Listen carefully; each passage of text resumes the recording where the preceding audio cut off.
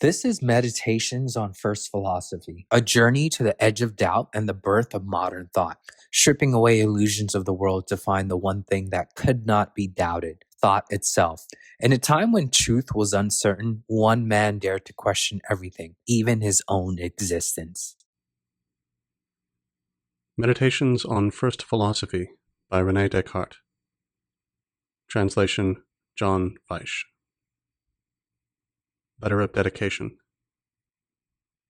To the very sage and illustrious, the Dean and Doctors of the Sacred Faculty of Theology of Paris. Gentlemen, the motive which impels me to present this treatise to you is so reasonable, and, when you shall learn its design, I am confident that you also will consider that there is ground so valid for your taking it under your protection, that I can in no way better recommend it to you than by briefly stating the end which I propose to myself in it. I have always been of opinion that the two questions respecting God and the soul were the chief of those that ought to be determined by help of philosophy rather than of theology. For, although to us, the faithful, it be sufficient to hold as matters of faith that the human soul does not perish with the body, and that God exists, it yet assuredly seems impossible ever to persuade infidels of the reality of any religion, or almost even any moral virtue, unless, first of all, those two things be proved to them by natural reason. And since in this life there are frequently greater rewards held out to vice than to virtue, few would prefer the right to the useful, if they were restrained neither by the fear of God nor the expectation of another life. And although it is quite true that the existence of God is to be believed since it is taught in the sacred scriptures, and that, on the other hand, the sacred scriptures are to be believed because they come from God, for since faith is a gift of God, the same being who bestows grace to enable us to believe other things, can likewise impart of it to enable us to believe his own existence. Nevertheless, this cannot be submitted to infidels, who would consider that the reasoning proceeded in a circle. And indeed, I have observed that you, with all the other theologians, not only affirmed the sufficiency of natural reason for the proof of the existence of God, but also that it may be inferred from sacred scripture that the knowledge of God is much clearer than of many created things, and that it is really so easy of acquisition as to leave those who do not possess it blameworthy. This is manifest from these words of the Book of Wisdom, chapter 8, where it is said, "Howbeit they are not to be excused, for if their understanding was so great that they could discern the world and the creatures, why did they not rather find out the Lord thereof?" And in Romans chapter 1, it is said that they are without excuse, and again, in the same place, by these words, "That which may be known of God is manifest in them." We seem to be admonished that all which can be known of God may be made manifest, by reasons obtained from no other source than the inspection of our own minds. I have, therefore, thought that it would not be unbecoming in me to inquire how and by what way, without going out of ourselves, God may be more easily and certainly known than the things of the world.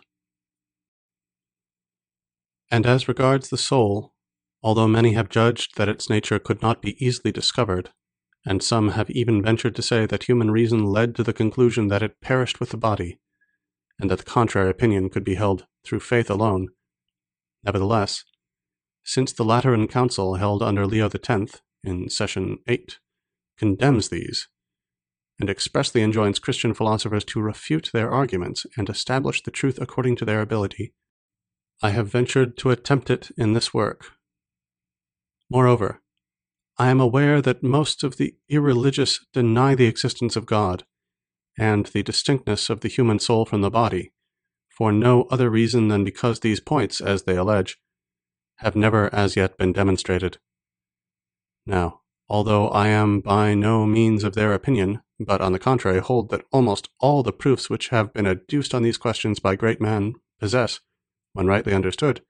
the force of demonstrations, and that it is next to impossible to discover new, Yet there is, I apprehend, no more useful service to be performed in philosophy than if someone were, once and for all, carefully to seek out the best of these reasons, and expound them so accurately and clearly that, for the future, it might be manifest to all that they are real demonstrations. And finally,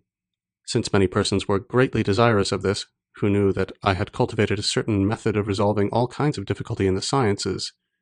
which is not indeed new, there being nothing older than truth, but of which they were aware I had made successful use in other instances, I judged it to be my duty to make trial of it also on the present matter. Now the sum of what I have been able to accomplish on the subject is contained in this treatise. Not that I here essayed to collect all the diverse reasons which might be adduced as proofs on this subject, for this does not seem to be necessary, unless on matters where no one proof of adequate certainty is to be had,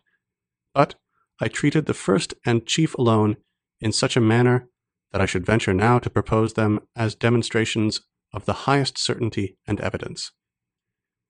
And I will also add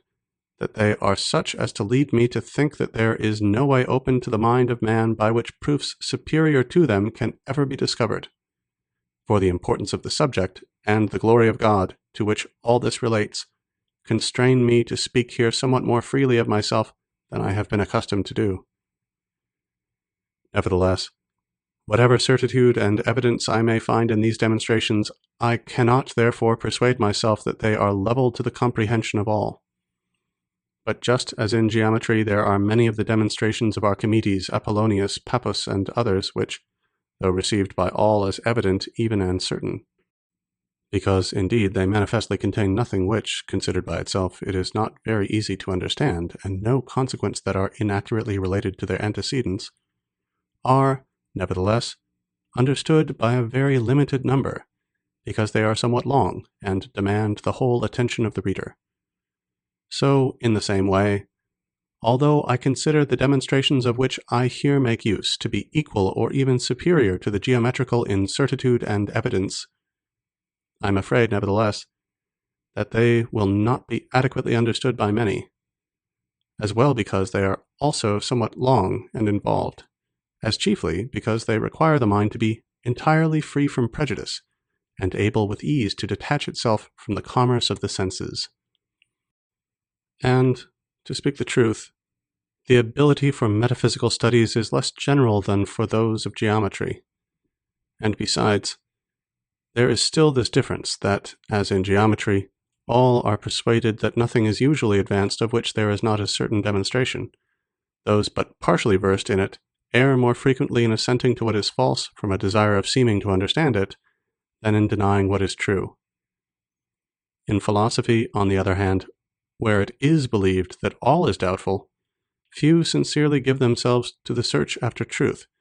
and by far the greater number seek the reputation of bold thinkers by audaciously impugning such truths as are of the greatest moment. Hence it is that, whatever force my reasonings may possess, yet, because they belong to philosophy, I do not expect they will have much effect on the minds of men, unless you extend to them your patronage and approval. But since your faculty is held in so great esteem by all, and since the name of Sorbonne is of such authority that, not only in matters of faith, but even also in what regards human philosophy, has the judgment of no other society, after the sacred councils, received so great deference, it being the universal conviction that it is impossible elsewhere to find greater perspicacity and solidity, or greater wisdom and integrity in giving judgment, I doubt not, if you but condescend to pay so much regard to this treatise as to be willing, in the first place, to correct it, for, mindful not only of my humanity, but chiefly also of my ignorance, I do not affirm that it is free from errors. In the second place, to supply what is wanting in it, to perfect what is incomplete, and to give more ample illustration where it is demanded, or at least to indicate these defects to myself that I may endeavor to remedy them. And, finally, when the reasonings contained in it by which the existence of God and the distinction of the human soul from the body are established, shall have been brought to such degree of perspicuity as to be esteemed exact demonstrations, of which I am assured they admit, if you condescend to accord them the authority of your approbation and render a public testimony of their truth and certainty, I doubt not, I say, but that henceforth all the errors which have ever been entertained on these questions will very soon be effaced from the minds of men. For truth itself will readily lead the remainder of the ingenious and the learned to subscribe to your judgment, and your authority will cause the atheists, who are in general scholiasts rather than ingenious or learned, to lay aside the spirit of contradiction, and lead them perhaps to do battle in their own persons for reasonings which they find considered demonstrations by all men of genius, lest they should seem not to understand them. And finally, the rest of mankind will readily trust to so many testimonies, and there will no longer be anyone who will venture to doubt either the existence of God or the real distinction of mind and body. It is for you, in your singular wisdom, to judge of the importance of the establishment of such beliefs, who are cognizant of the disorders which doubt of these truths produces. But it would not here become me to commend at greater length the cause of God and of religion to you, who have always proved the strongest support of the Catholic Church. End letter of dedication. It will be sufficient to justify the rejection of the whole if I shall find in each some ground for doubt. Nor for this purpose will it be necessary even to deal with each belief individually, which would be truly an endless labor, but as the removal from below of the foundation necessarily involves the downfall of the whole edifice, I will at once approach the criticism of the principles on which all my former beliefs rested. All that I have up to this moment accepted as possessed of the highest truth and certainty, I received either from or through the senses. I observed, however, that these sometimes misled us, and it is the part of prudence not to place absolute confidence in that by which we have even once been deceived. But it may be said, perhaps, that although the senses occasionally mislead us respecting minute objects, and such as are so far removed from us as to be beyond the reach of close observation, there are yet many other of their informations, or presentations, of the truth, which it is manifestly impossible to doubt. As, for example, that I am in this place, seated by the fire, clothed in a winter dressing gown, that I hold in my hands this piece of paper, with other intimations of the same nature. But how could I deny that I possess these hands and this body, and, withal, escape being classed with persons in a state of insanity, whose brains are so disordered and clouded by dark bilious vapours as to cause them, pertinaciously, to assert that they are monarchs when they are in the greatest poverty, or clothed in gold and purple when destitute of any covering, or that their head is made of clay, their body of glass, or that they are gourds. I should certainly be not less insane than they, were I to regulate my procedure according to examples so extravagant. Though this be true, I must nevertheless here consider that I am a man, and that consequently I am in the habit of sleeping, and representing to myself in dreams those same things, or even sometimes others less probable, which the insane think are presented to them in their waking moments. How often have I dreamt that I was in these familiar circumstances, that I was dressed and occupied this place by the fire, when I was lying undressed in bed. At the present moment, however, I certainly look upon this paper with eyes wide awake. The head which I now move is not asleep. I extend this hand consciously and with express purpose, and I perceive it. The occurrences in sleep are not so distinct as all this. But I cannot forget that at other times I have been deceived in sleep by similar illusions, and, attentively considering those cases, I perceive so clearly that there exist no certain marks by which the state of waking can ever be distinguished from sleep, that I feel greatly astonished. And in amazement I almost persuade myself that I am now dreaming. Let us suppose, then, that we are dreaming, and that all these particulars, namely the opening of the eyes, the motion of the head, the forth putting of the hands, are merely illusions, and even that we really possess neither an entire body nor hands such as we see. Nevertheless, it must be admitted at least that the objects which appear to us in sleep are, as it were, painted representations which could not have been formed unless in the likeness of realities, and, therefore, that those general objects, at all events, namely eyes, a head, hands, and an entire body, are not simply imaginary, but really existent. For in truth, painters themselves, even when they study to represent sirens and satyrs by forms the most fantastic and extraordinary, cannot bestow upon them natures absolutely new, but can only make a certain medley of the members of different animals, or if they chance to imagine something so novel that nothing at all similar has ever been seen before, and such as is, therefore, purely fictitious and absolutely false, it is at least certain that the colors of which this is composed are real. And on the same principle, although these general objects, namely a body, eyes, a head, hands, and the like, be imaginary, we are nevertheless absolutely necessitated to admit the reality at least of some other objects still more simple and universal than these, of which, just as of certain real colors, all those images of things, whether true and real or false and fantastic, that are found in our consciousness, are formed. To this class of objects seem to belong corporeal nature in general and its extension, the figure of extended things, their quantity or magnitude, and their number, as also the place in and the time during which they exist, and other things of the same sort. We will not, therefore, perhaps reason illegitimately if we conclude from this that physics, astronomy, medicine, and all the other sciences that have for their end the consideration of composite objects are indeed of a doubtful character, but that arithmetic, geometry, and the other sciences of the same class, which regard merely the simplest and most general objects and scarcely inquire whether or not these are really existent, contain somewhat that is certain and indubitable. For whether I am awake or dreaming, it remains true that 2 and 3 make 5, and that a square has but 4 sides. Nor does it seem possible that truths so apparent can ever fall under a suspicion of falsity or incertitude. Nevertheless, the belief that there is a God who is all-powerful and who created me, such as I am, has for a long time obtained steady possession of my mind. How then do I know that he has not arranged that there should be neither earth nor sky nor any extended thing, nor figure, nor magnitude, nor place, providing at the same time, however, for the rise in me of the perceptions of all these objects and the persuasion that these do not exist otherwise than as I perceive them?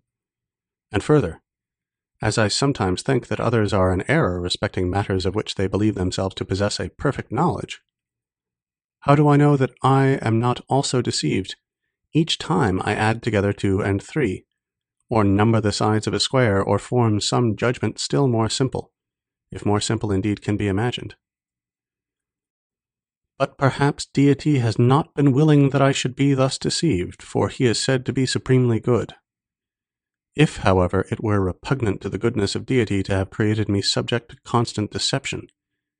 it would seem likewise to be contrary to his goodness to allow me to be occasionally deceived, and yet it is clear that this is permitted. Some indeed might perhaps be found who would be disposed rather to deny the existence of a being so powerful than to believe that there is nothing certain. But let us for the present refrain from opposing this opinion, and grant that all which is here said of a deity is fabulous. Nevertheless, in whatever way it be supposed that I reach the state in which I exist, whether by fate or chance, or by an endless series of antecedents and consequents, or by any other means,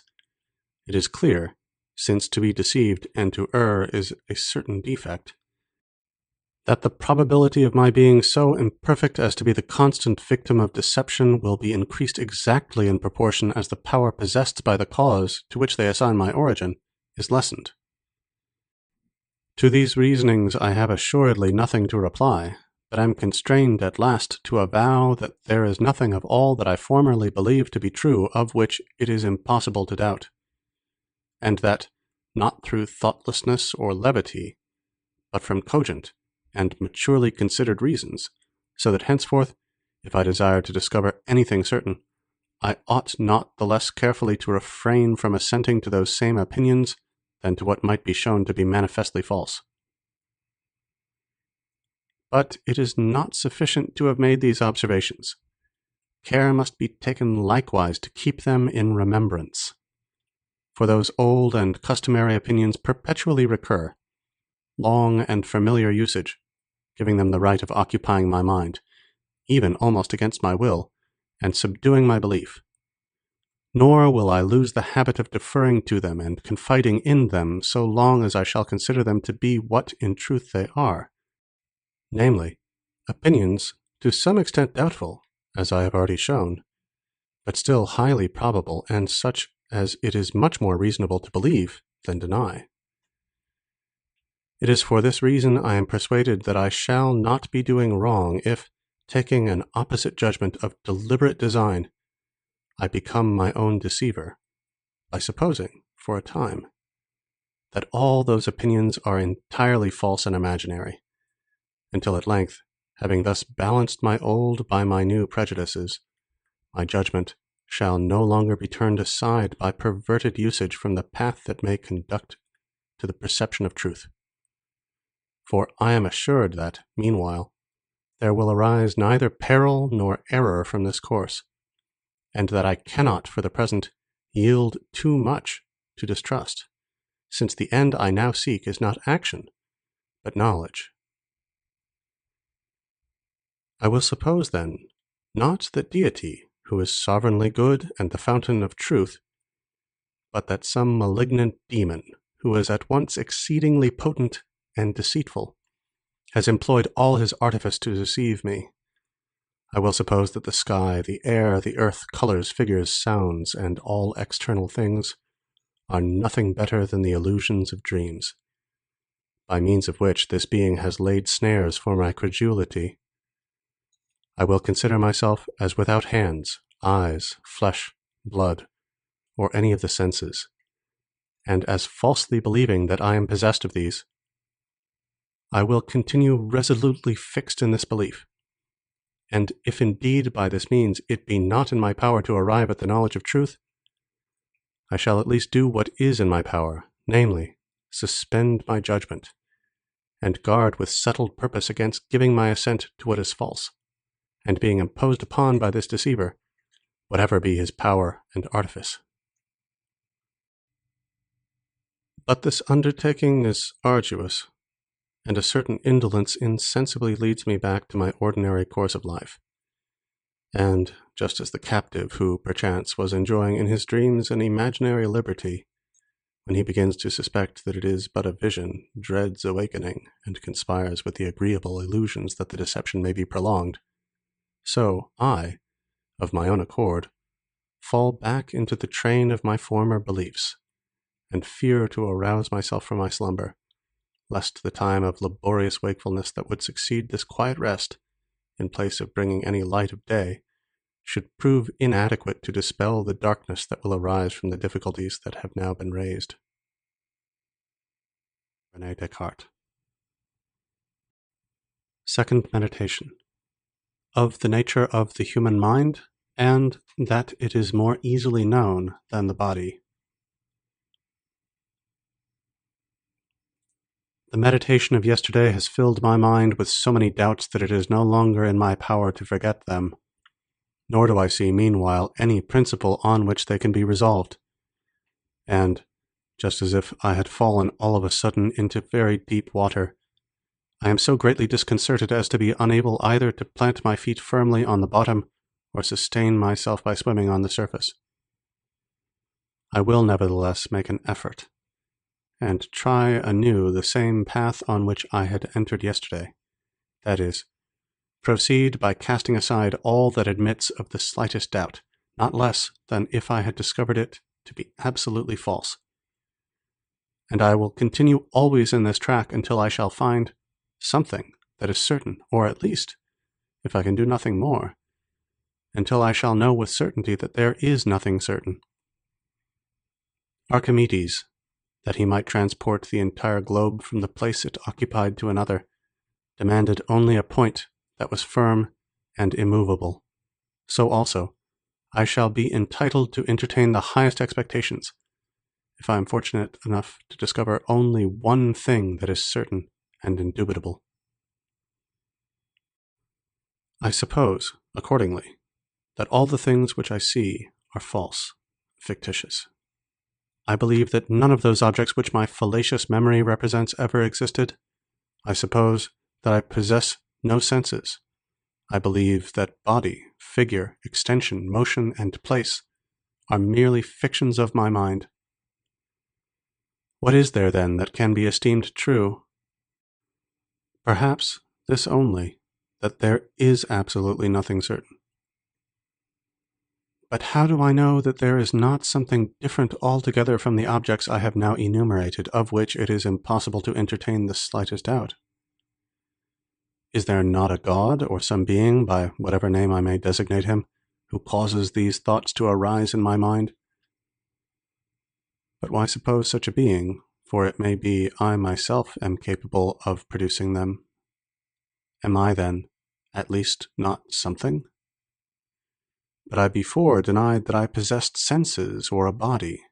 I hesitate, however, for what follows from that? Am I so dependent on the body and the senses that without these I cannot exist? But I had the persuasion that there was absolutely nothing in the world, that there was no sky and no earth, neither minds nor bodies. Was I not, therefore, at the same time persuaded that I did not exist? Far from it.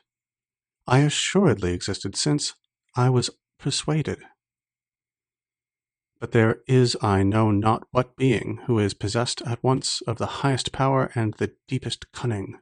who is constantly employing all his ingenuity in deceiving me. Doubtless, then, I exist, since I am deceived, and let him deceive me as he may, he can never bring it about that I am nothing, so long as I shall be conscious that I am something. So that it must, in fine, be maintained, all things being maturely and carefully considered, that this proposition, I am, I exist, is necessarily true each time it is expressed by me, or conceived in my mind. But I do not yet know with sufficient clearness what I am, though assured that I am, and hence, in the next place, I must take care lest perchance I inconsiderately substitute some other object in room of what is properly myself, and thus wander from truth, even in that knowledge, cognition, which I hold to be, of all others, the most certain and evident. For this reason, I will now consider anew what I formerly believed myself to be before I entered on the present train of thought, and of my previous opinion I will retrench all that can in the least be invalidated by the grounds of doubt I have adduced, in order that there may at length remain nothing but what is certain and indubitable. What then did I formerly think I was? Undoubtedly, I judged that I was a man. But what is a man? Shall I say a rational animal? Assuredly not. For it would be necessary forthwith to inquire into what is meant by animal and what by rational, and thus, from a single question, I should insensibly glide into others, and these more difficult than the first. Nor do I now possess enough of leisure to warrant me in wasting my time amid subtleties of this sort. I prefer here to attend to the thoughts that sprung up of themselves in my mind,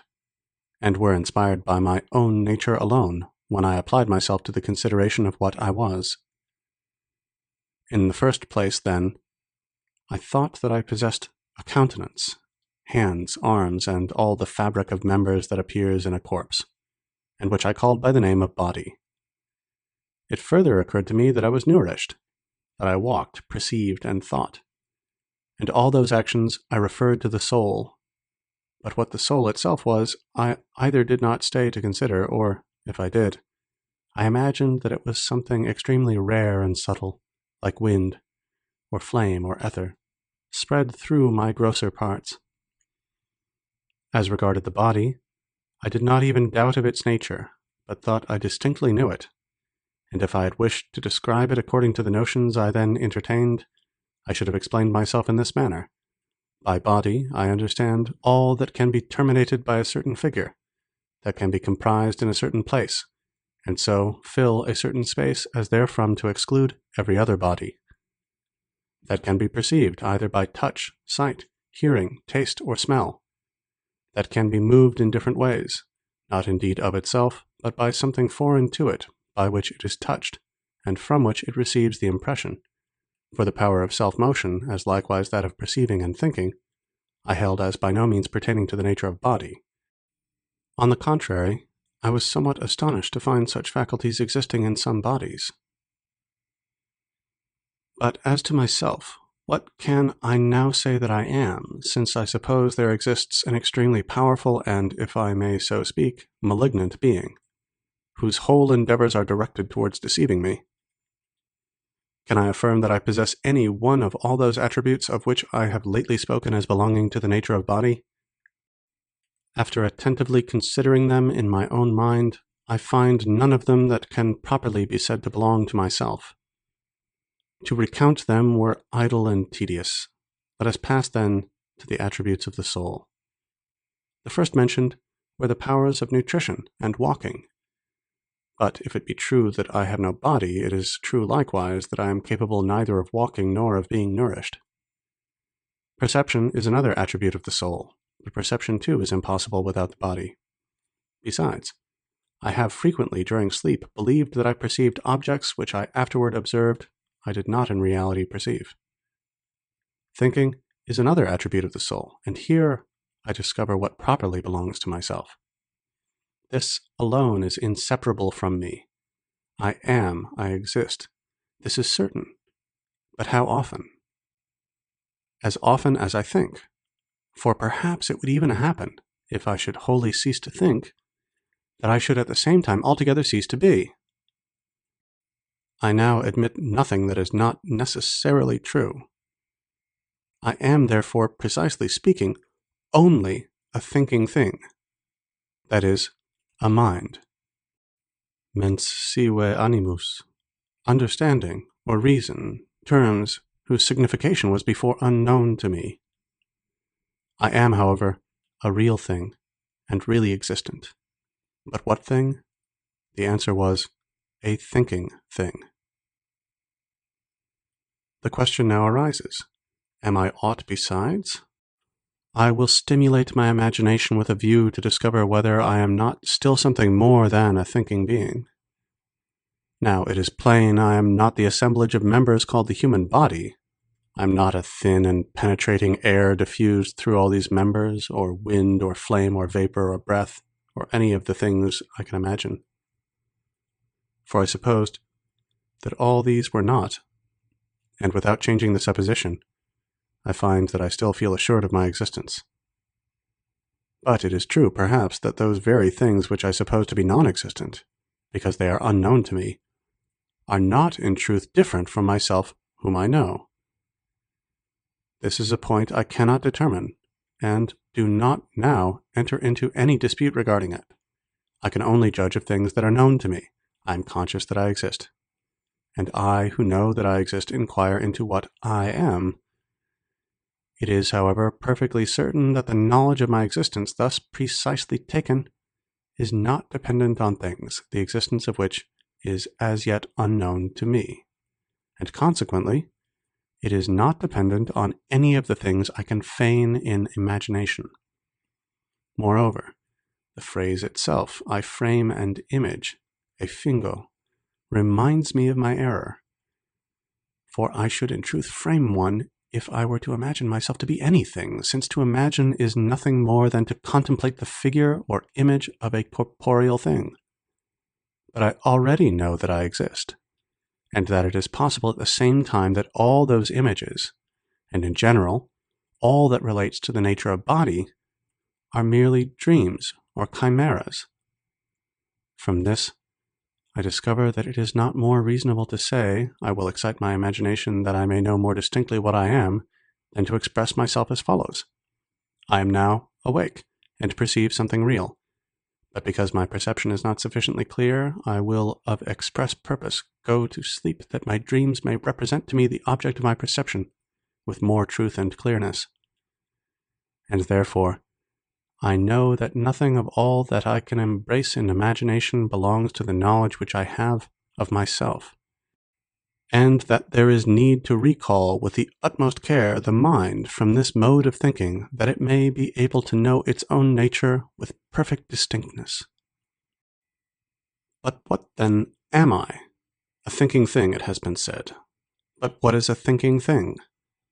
It is a thing that doubts, understands, conceives, affirms, denies, wills, refuses, that imagines also, and perceives. Assuredly,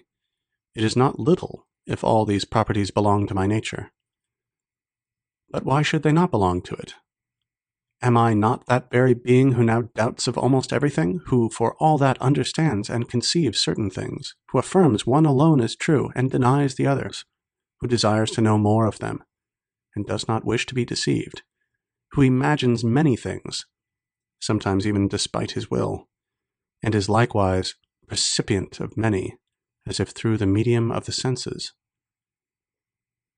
Is there nothing of all this as true as that I am,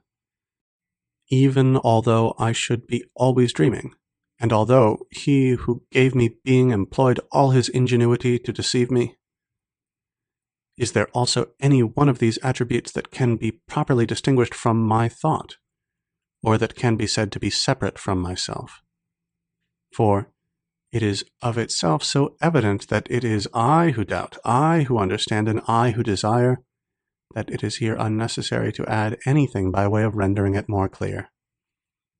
And I am as certainly the same being who imagines,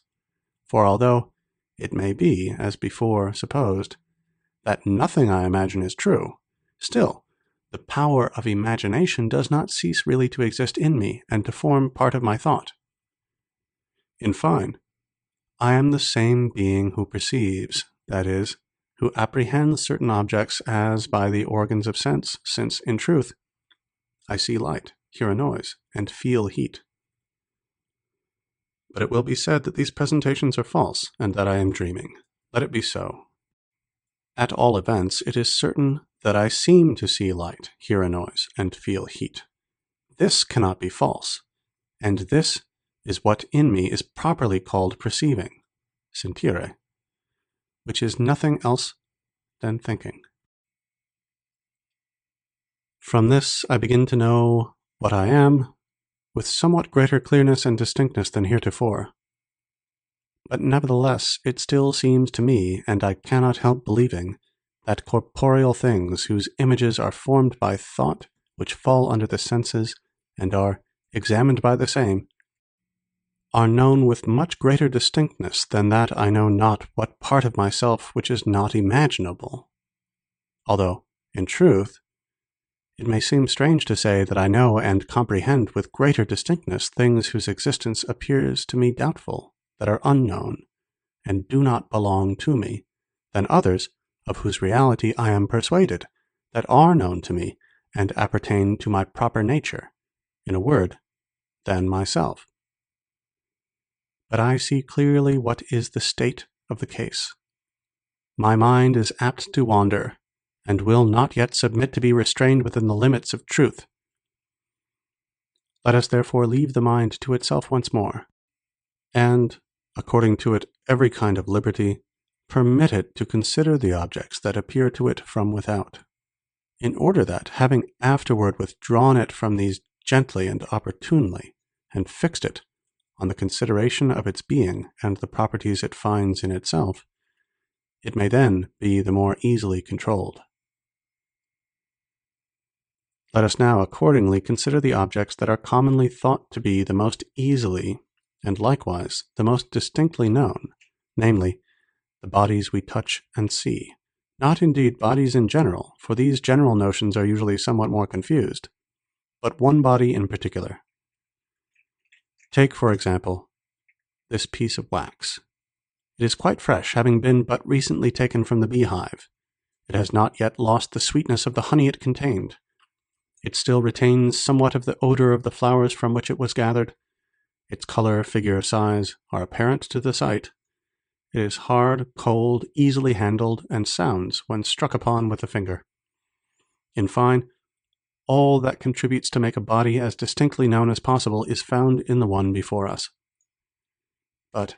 while I am speaking, let it be placed near the fire. What remained of the taste exhales, the smell evaporates, the color changes, its figure is destroyed, its size increases, it becomes liquid, it grows hot. It can hardly be handled, and, although struck upon, it emits no sound. Does the same wax still remain after this change? It must be admitted that it does remain. No one doubts it or judges otherwise.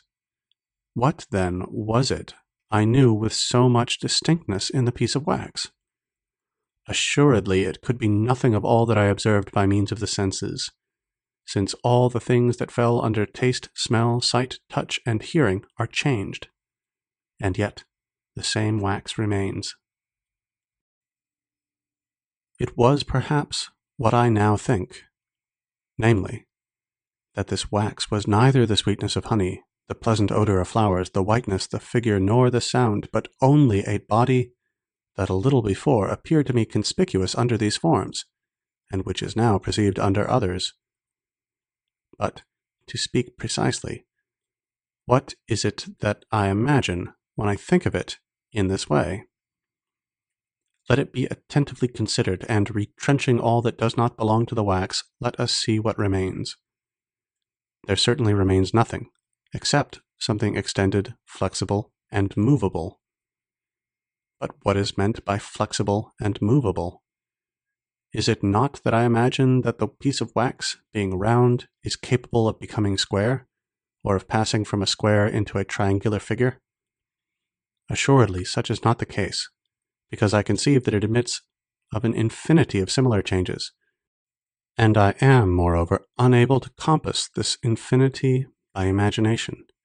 and consequently this conception which I have of the wax is not the product of the faculty of imagination.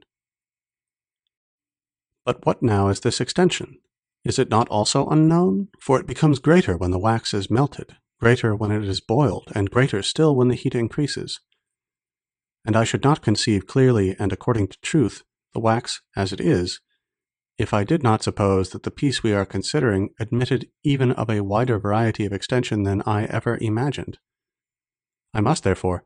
admit that I cannot even comprehend by imagination what the piece of wax is, and that it is the mind alone which perceives it. I speak of one piece in particular, for as to wax in general this is still more evident. But what is the piece of wax that can be perceived only by the understanding or mind? It is certainly the same which I see, touch, imagine, and, in fine, it is the same which, from the beginning, I believed it to be. But, and this is of moment to observe,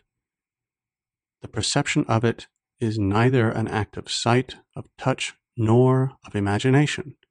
and never was either of these, though it might formerly seem so, but is simply an intuition, inspectio, of the mind, which may be imperfect and confused as it formerly was, or very clear and distinct as it is at present,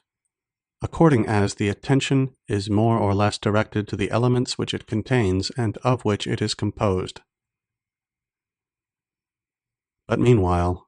I feel greatly astonished when I observe the weakness of my mind and its proneness to error. For although, without at all giving expression to what I think, I consider all this in my own mind, words yet occasionally impede my progress, and I am almost led into error by the terms of ordinary language. We say, for example, that we see the same wax when it is before us, and not that we judge it to be the same from its retaining the same color and figure, whence I should forthwith be disposed to conclude that the wax is known by the act of sight, and not by the intuition of the mind alone, were it not for the analogous instance of human beings passing on in the street below, as observed from a window. In this case, I do not fail to say that I see the men themselves, just as I say that I see the wax. And yet, what do I see from the window beyond hats and cloaks that might cover artificial machines whose motions might be determined by springs? But I judge that there are human beings from these appearances, and thus I comprehend, by the faculty of judgment alone, which is in the mind, what I believed I saw with my eyes.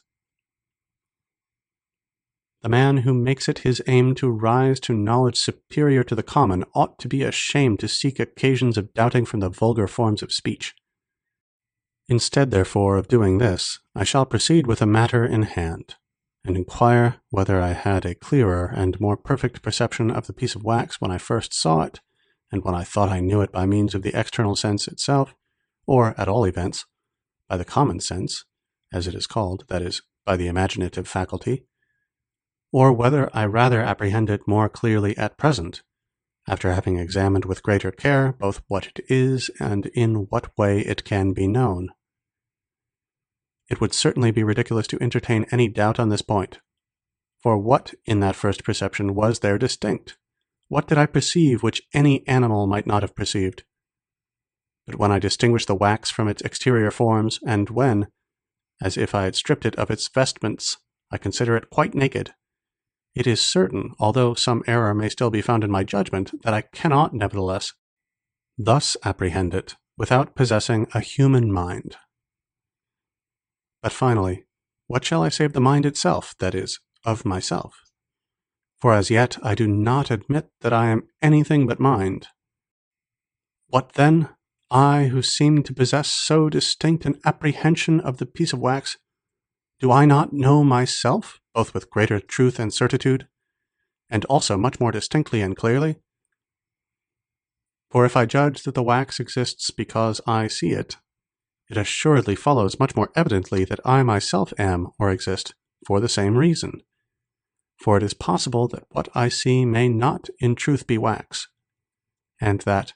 I do not even possess eyes with which to see anything. But it cannot be that when I see, or, which comes to the same thing, when I think I see,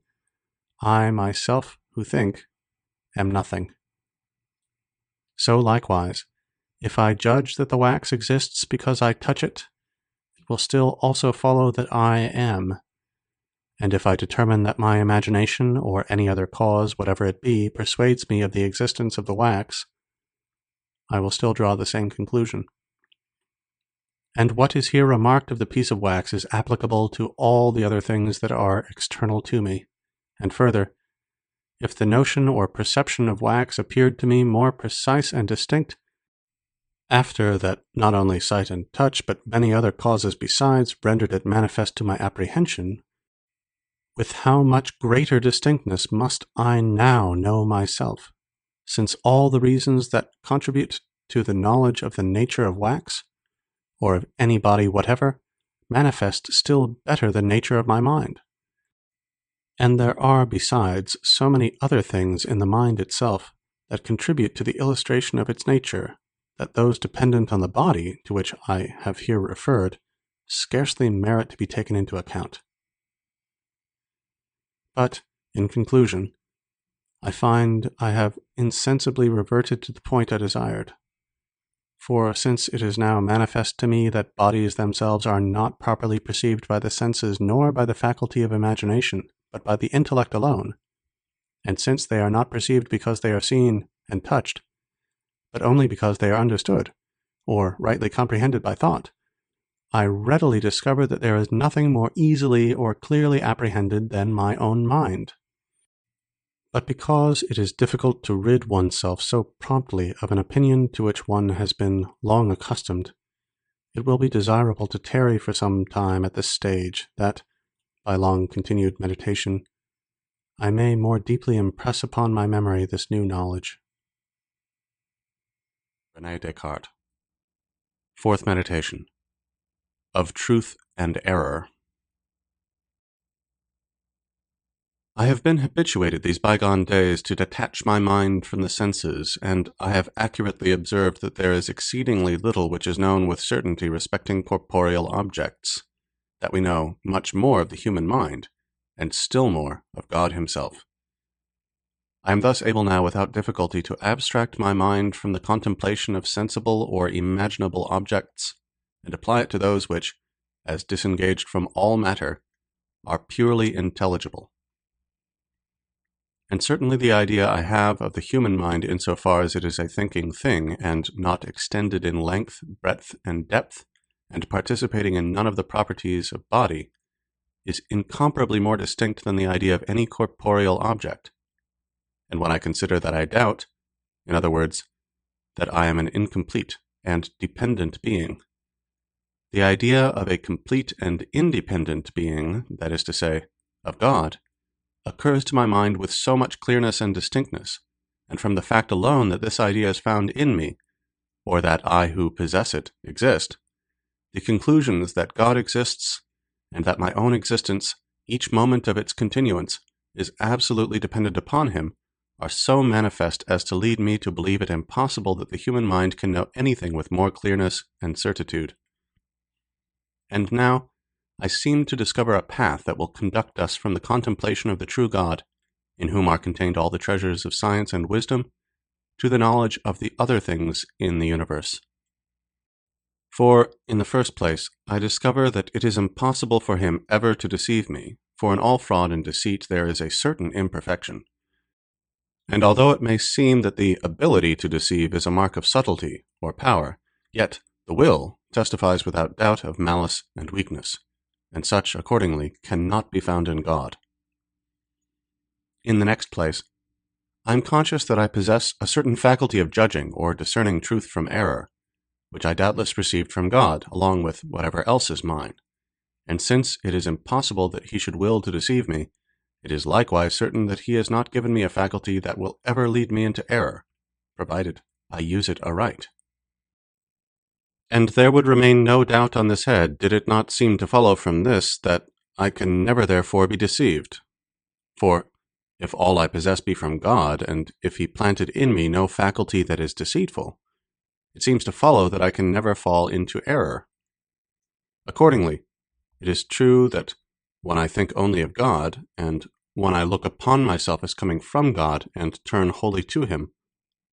I discover in myself no cause of error or falsity. But immediately thereafter, recurring to myself,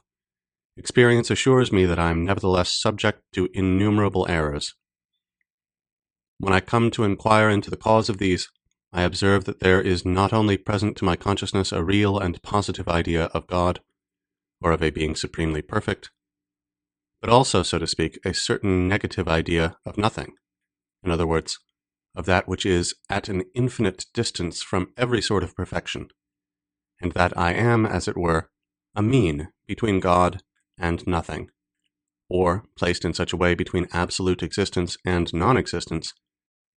that there is in truth nothing in me to lead me into error in so far as an absolute being is my creator, but that, on the other hand, as I thus likewise participate in some degree of nothing or of non-being, in other words, as I am not myself the supreme being, and as I am wanting in many perfections, it is not surprising I should fall into error. And I hence discern that error, so far as error is not something real, which depends for its existence on God, but is simply defect, and, therefore, that, in order to fall into it, it is not necessary God should have given me a faculty expressly for this end, but that my being deceived arises from the circumstance that the power which God has given me of discerning truth from error is not infinite. Nevertheless, this is not yet quite satisfactory. For error is not a pure negation. In other words, it is not the simple deficiency or want of some knowledge which is not due, but the privation or want of some knowledge which it would seem I ought to possess. But, on considering the nature of God, it seems impossible that he should have planted in his creature any faculty not perfect in its kind, that is, wanting in some perfection due to it.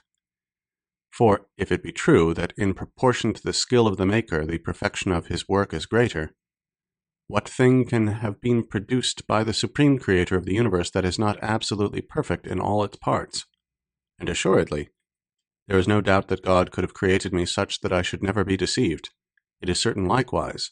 that he always wills what is best. Is it better, then, that I should be capable of being deceived than that I should not? Considering this more attentively, the first thing that occurs to me is the reflection that I must not be surprised if I am not always capable of comprehending the reasons why God acts as he does. Nor must I doubt of his existence, because I find, perhaps, that there are several other things besides the present respecting which I understand neither why nor how they were created by him. For, knowing already that my nature is extremely weak and limited, and that the nature of God, on the other hand, is immense, incomprehensible, and infinite, I have no longer any difficulty in discerning that there is an infinity of things in his power whose causes transcend the grasp of my mind, and this consideration alone is sufficient to convince me that the whole class of final causes is of no avail in physical or natural things. For it appears to me that I cannot, without exposing myself to the charge of temerity, seek to discover the impenetrable ends of deity. It further occurs to me that we must not consider only one creature apart from the others if we wish to determine the perfection of the works of deity, but generally all his creatures together. For the same object that might perhaps with some show of reason be deemed highly imperfect if it were alone in the world, may for all that be the most perfect possible considered as forming part of the whole universe. And although, as it was my purpose to doubt of everything, I only as yet know with certainty my own existence and that of God, nevertheless, after having remarked the infinite power of deity, I cannot deny that he may have produced many other objects, or at least that he is able to produce them, so that I may occupy a place in the relation of a part to the great whole of his creatures. Whereupon, regarding myself more closely and considering what my errors are, which alone testify to the existence of imperfection in me, I observe that these depend on the concurrence of two causes, namely, the faculty of cognition, which I possess, and that of election, or the power of free choice. In other words, the understanding and the will. For by the understanding alone I neither affirm nor deny anything, but merely apprehend the ideas regarding which I may form a judgment. Nor is any error, properly so called, found in it, thus accurately taken. And although there are perhaps innumerable objects in the world of which I have no idea in my understanding, it cannot on that account be said that I am deprived of those ideas as of something that is due to my nature, but simply that I do not possess them, because in truth, there is no ground to prove that deity ought to have endowed me with a larger faculty of cognition than he has actually bestowed upon me, and however skillful a workman I suppose him to be, I have no reason on that account to think that it was obligatory on him to give to each of his works all the perfections he is able to bestow upon some. Nor, moreover, can I complain that God has not given me freedom of choice, or a will sufficiently ample and perfect, since in truth, I am conscious of will so ample and extended as to be superior to all limits. And what appears to me here to be highly remarkable is that, of all the other properties I possess, there is none so great and perfect as that I do not clearly discern it could be still greater and more perfect. For, to take an example, if I consider the faculty of understanding which I possess, I find that it is of very small extent and greatly limited, and at the same time I form the idea of another faculty of the same nature, much more ample and even infinite, and seeing that I can frame the idea of it, I discover from this circumstance alone that it pertains to the nature of God. In the same way, if I examine the faculty of memory, or imagination, or any other faculty I possess, I find none that is not small and circumscribed, and in God immense and infinite. It is the faculty of will only, or freedom of choice, which I experience to be so great that I am unable to conceive the idea of another that shall be more ample and extended.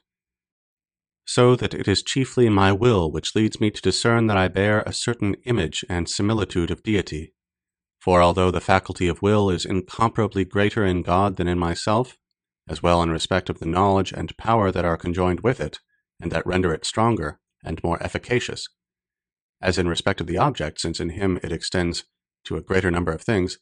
it does not nevertheless appear to me greater considered in itself formally and precisely.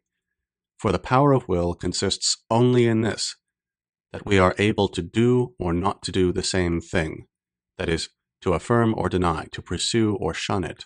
Or rather in this alone, that in affirming or denying, pursuing or shunning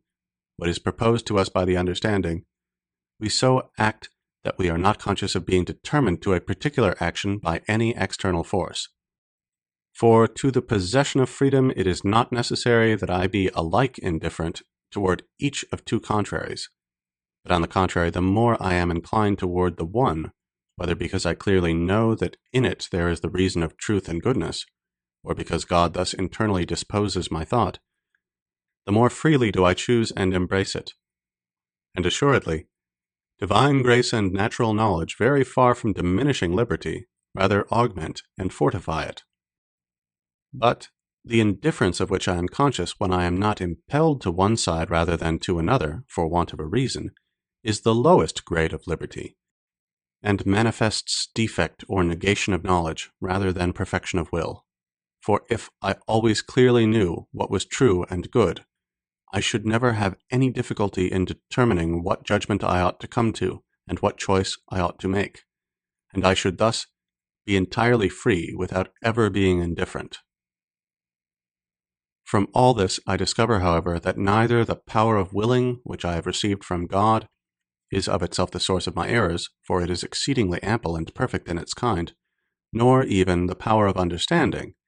for as I conceive no object unless by means of the faculty that God bestowed upon me, all that I conceive is doubtless rightly conceived by me, and it is impossible for me to be deceived in it. Whence, then, spring my errors? They arise from this cause alone, that I do not restrain the will, which is of much wider range than the understanding, within the same limits, but extend it even to things I do not understand, and as the will is of itself indifferent to such, it readily falls into error and sin by choosing the false in room of the true, and evil instead of good. For example, when I lately considered whether aught really existed in the world, and found that because I considered this question, it very manifestly followed that I myself existed, I could not but judge that what I so clearly conceived was true. Not that I was forced to this judgment by any external cause, but simply because great clearness of the understanding was succeeded by strong inclination in the will. And I believed this the more freely and spontaneously in proportion as I was less indifferent with respect to it. But now I not only know that I exist in so far as I am a thinking being, but there is likewise presented to my mind a certain idea of corporeal nature. Hence I am in doubt as to whether the thinking nature which is in me, or rather which I myself am, is different from that corporeal nature, or whether both are merely one and the same thing. And I here suppose that I am as yet ignorant of any reason that would determine me to adopt the one belief in preference to the other. Whence it happens that it is a matter of perfect indifference to me which of the two suppositions I affirm or deny, or whether I form any judgment at all in the matter. This indifference, moreover, extends not only to things of which the understanding has no knowledge at all, but in general also to all those which it does not discover with perfect clearness at the moment the will is deliberating upon them. For however probable the conjectures may be that dispose me to form a judgment in a particular matter, the simple knowledge that these are merely conjectures and not certain and indubitable reasons is sufficient to lead me to form one that is directly the opposite. Of this I lately had abundant experience, when I laid aside as false all that I had before held for true, on the single ground that I could in some degree doubt of it. But if I abstain from judging of a thing when I do not conceive it with sufficient clearness and distinctness, it is plain that I act rightly, and am not deceived. But if I resolve to deny or affirm, I then do not make a right use of my free will. And if I affirm what is false, it is evident that I am deceived. Moreover, even although I judge according to truth, I stumble upon it by chance, and do not therefore escape the imputation of a wrong use of my freedom, for it is a dictate of the natural light that the knowledge of the understanding ought always to precede the determination of the will. And it is this wrong use of the freedom of the will in which is found the privation that constitutes the form of error. Privation, I say, is found in the act, insofar as it proceeds from myself, but it does not exist in the faculty which I received from God, nor even in the act insofar as it depends on Him. For I have assuredly no reason to complain that God has not given me a greater power of intelligence, or more perfect natural light than He has actually bestowed,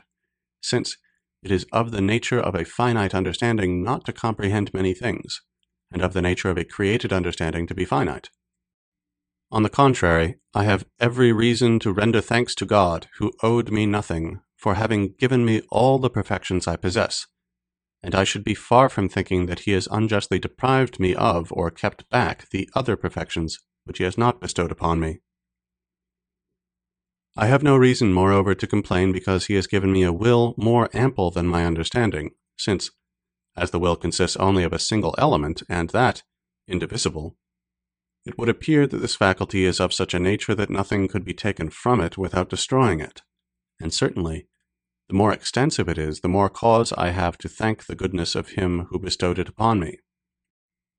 And finally, I ought not also to complain that God concurs with me in forming the acts of this will, or the judgment in which I am deceived, because those acts are wholly true and good insofar as they depend on God,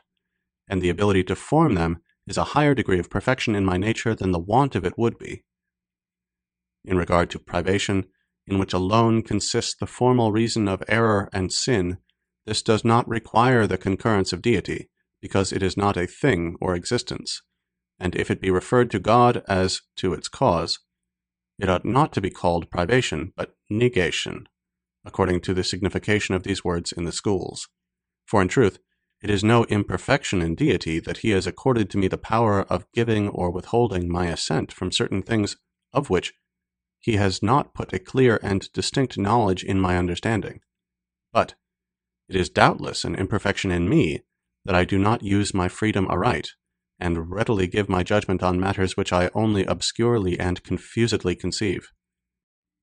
I perceive, nevertheless, that it was easy for deity so to have constituted me as that I should never be deceived, although I still remained free and possessed of a limited knowledge, namely, by implanting in my understanding a clear and distinct knowledge of all the objects respecting which I should ever have to deliberate,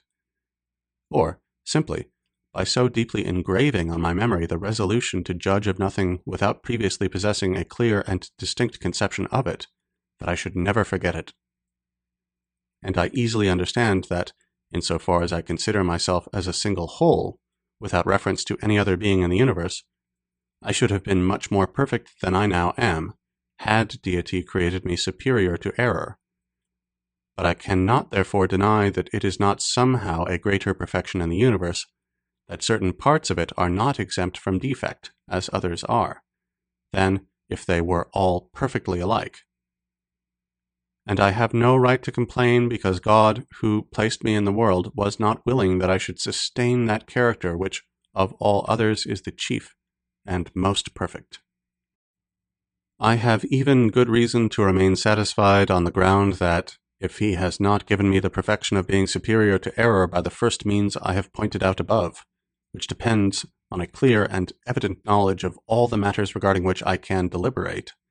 He has at least left in my power the other means, which is firmly to retain the resolution never to judge where the truth is not clearly known to me. For, although I am conscious of the weakness of not being able to keep my mind continually fixed on the same thought, I can nevertheless, by attentive and oft-repeated meditation, impress it so strongly on my memory that I shall never fail to recollect it as often as I require it, and can acquire in this way the habitude of not erring. And since it is in being superior to error that the highest and chief perfection of man consists, I deem that I have not gained little by this day's meditation, in having discovered the source of error and falsity. And certainly, this can be no other than what I have now explained, for as often as I so restrain my will within the limits of my knowledge, that it forms no judgment except regarding objects which are clearly and distinctly represented to it by the understanding, I can never be deceived, because every clear and distinct conception is doubtless something, and as such cannot owe its origin to nothing, but must of necessity have God for its author. God, I say, who, as supremely perfect, cannot without a contradiction be the cause of any error, and consequently it is necessary to conclude that every such conception or judgment is true. Nor have I merely learned today what I must avoid to escape error, but also what I must do to arrive at the knowledge of truth. For I will assuredly reach truth if I only fix my attention sufficiently on all the things I conceive perfectly, and separate these from others which I conceive more confusedly and obscurely, to which, for the future, I shall give diligent heed. Fifth meditation.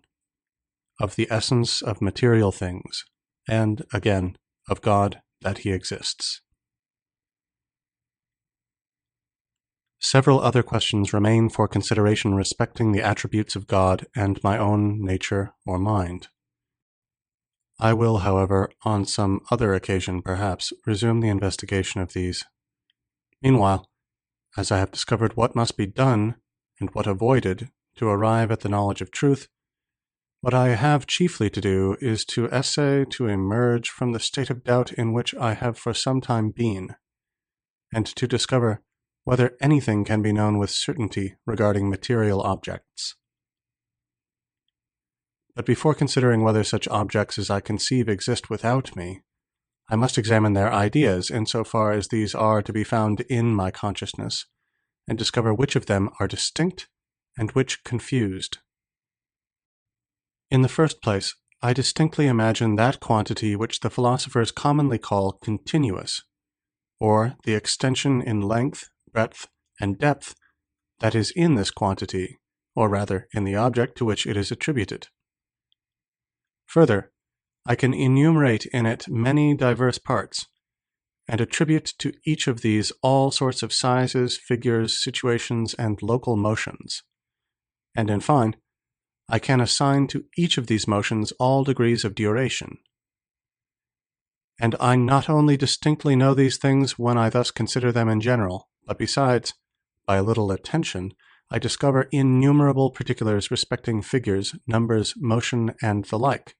which are so evidently true, and so accordant with my nature, that when I now discover them, I do not so much appear to learn anything new, as to call to remembrance what I before knew, or for the first time to remark what was before in my mind, but to which I had not hitherto directed my attention. And what I here find of most importance is that I discover in my mind innumerable ideas of certain objects which cannot be esteemed pure negations, although perhaps they possess no reality beyond my thought, and which are not framed by me, though it may be in my power to think, or not to think them, but possess true and immutable natures of their own. As, for example, when I imagine a triangle, although there is not, perhaps, and never was in any place in the universe apart from my thought one such figure, it remains true, nevertheless, that this figure possesses a certain determinate nature, form, or essence, which is immutable and eternal, and not framed by me, nor in any degree dependent on my thought, as appears from the circumstance that diverse properties of the triangle may be demonstrated, namely, that its 3 angles are equal to 2 right, that its greatest side is subtended by its greatest angle, and the like, which, whether I will or not, I now clearly discern to belong to it, although before I did not at all think of them when for the first time I imagined a triangle, and which accordingly cannot be said to have been invented by me. Nor is it a valid objection to allege that perhaps this idea of a triangle came into my mind by the medium of the senses, through my having seen bodies of a triangular figure. For I am able to form in thought an innumerable variety of figures with regard to which it cannot be supposed that they were ever objects of sense, and I can nevertheless demonstrate diverse properties of their nature no less than of the triangle, all of which are assuredly true since I clearly conceive them, and they are therefore something, and not mere negations. For it is highly evident that all that is true is something, truth being identical with existence, and I have already fully shown the truth of the principle that whatever is clearly and distinctly known is true. And although this had not been demonstrated, yet the nature of my mind is such as to compel me to assert to what I clearly conceive while I so conceive it. And I recollect that even when I still strongly adhered to the objects of sense, I reckoned among the number of the most certain truths those I clearly conceived relating to figures, numbers, and other matters that pertain to arithmetic and geometry, and in general to the pure mathematics. But now, if because I can draw from my thought the idea of an object, it follows that all I clearly and distinctly apprehend to pertain to this object does in truth belong to it, may I not from this derive an argument for the existence of God? It is certain that I no less find the idea of a God in my consciousness, that is, the idea of a being supremely perfect, than that of any figure or number whatever. And I know with not less clearness and distinctness that an actual and eternal existence pertains to his nature than that all which is demonstrable of any figure or number really belongs to the nature of that figure or number. And therefore, although all the conclusions of the preceding meditations were false, the existence of God would pass with me for a truth at least as certain as I ever judged any truth of mathematics to be. Indeed, such a doctrine may at first sight appear to contain more sophistry than truth, for, as I have been accustomed in every other matter to distinguish between existence and essence, I easily believe that the existence can be separated from the essence of God, and that thus God may be conceived as not actually existing. But, nevertheless, when I think of it more attentively, it appears that the existence can no more be separated from the essence of God than the idea of a mountain from that of a valley, or the equality of its 3 angles to 2 right angles from the essence of a rectilinear triangle, so that it is not less impossible to conceive a God, that is, a being supremely perfect to whom existence is a wanting, or who is devoid of a certain perfection, than to conceive a mountain without a valley. But though in truth I cannot conceive a God unless as existing, any more than I can a mountain without a valley, yet, just as it does not follow that there is any mountain in the world merely because I conceive a mountain with a valley, so likewise, though I conceive God as existing, it does not seem to follow on that account that God exists, for my thought imposes no necessity on things, and as I may imagine a winged horse, though there be none such, so I could perhaps attribute existence to God, though no God existed. But the cases are not analogous, and a fallacy lurks under the semblance of this objection. For because I cannot conceive a mountain without a valley, it does not follow that there is any mountain or valley in existence, but simply that the mountain or valley, whether they do or do not exist, are inseparable from each other. Whereas, on the other hand, because I cannot conceive God unless as existing, it follows that existence is inseparable from him, and therefore that he really exists. Not that this is brought about by my thought, or that it imposes any necessity on things, but, on the contrary, the necessity which lies in the thing itself, that is, the necessity of the existence of God, determines me to think in this way. For it is not in my power to conceive a God without existence, that is, a being supremely perfect and yet devoid of an absolute perfection, as I am free to imagine a horse with or without wings. Nor must it be alleged here as an objection that it is in truth necessary to admit that God exists after having supposed him to possess all perfections, since existence is one of them, but that my original supposition was not necessary, just as it is not necessary to think that all quadrilateral figures can be inscribed in the circle, since, if I suppose this, I should be constrained to admit that the rhombus, being a figure of 4 sides, can be therein inscribed, which, however, is manifestly false. This objection is, I say, incompetent, for although it may not be necessary that I shall at any time entertain the notion of deity,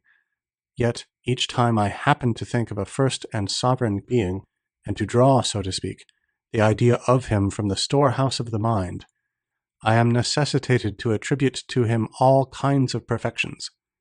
though I may not then enumerate them all, nor think of each of them in particular. And this necessity is sufficient, as soon as I discover that existence is a perfection, to cause me to infer the existence of this first and sovereign being,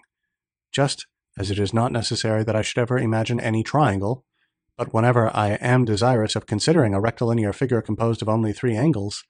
it is absolutely necessary to attribute those properties to it from which it is correctly inferred that its 3 angles are not greater than 2 right angles, although perhaps I may not then advert to this relation in particular. But when I consider what figures are capable of being inscribed in the circle, it is by no means necessary to hold that all quadrilateral figures are of this number. On the contrary, I cannot even imagine such to be the case, so long as I shall be unwilling to accept in thought aught that I do not clearly and distinctly conceive, and consequently, there is a vast difference between false suppositions, as is the one in question, and the true ideas that were born with me, the first and chief of which is the idea of God. For indeed, I discern on many grounds that this idea is not factitious, depending simply on my thought, but that it is the representation of a true and immutable nature. In the first place, because I can conceive of no other being except God, to whose essence existence necessarily pertains.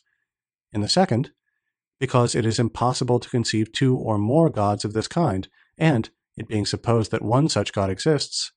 I clearly see that he must have existed from all eternity, and will exist to all eternity. And finally, because I apprehend many other properties in God, none of which I can either diminish or change. But indeed, whatever mode of probation I in the end adopt, it always returns to this, that it is only the things I clearly and distinctly conceive which have the power of completely persuading me. And although, of the objects I conceive in this manner, some indeed are obvious to everyone, while others are only discovered after close and careful investigation, nevertheless,